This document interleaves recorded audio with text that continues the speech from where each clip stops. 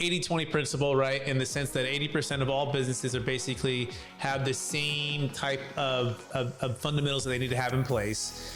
And then the 20% is the magical piece of that makes you special, that particular, service or offering that you have is special, okay?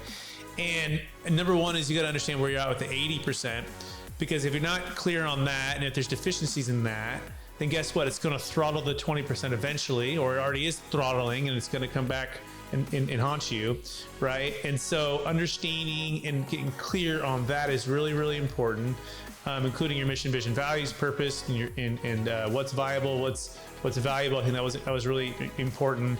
And then you broke it down in these different things. There's probably a whole book on each of them: strategic plan, unique market, choosing what to do and what not to do, operational plan, the resources that are necessary, and then the financial plan.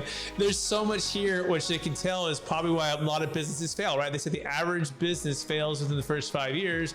Then the other ones, they kind of sizzle out because they eventually ran out of gas or steam. So what are the biggest mistakes? First of all, did I get a good summary of that? Let me know. A, and then great. B, what are some of the biggest mistakes that you see those who have scaled? Because we're actually this podcast is focused on those who've already achieved, a million or millions in revenue, right? So they've already achieved some level of success, but they want to scale it all the way, to hundreds of millions to billions in, revenue.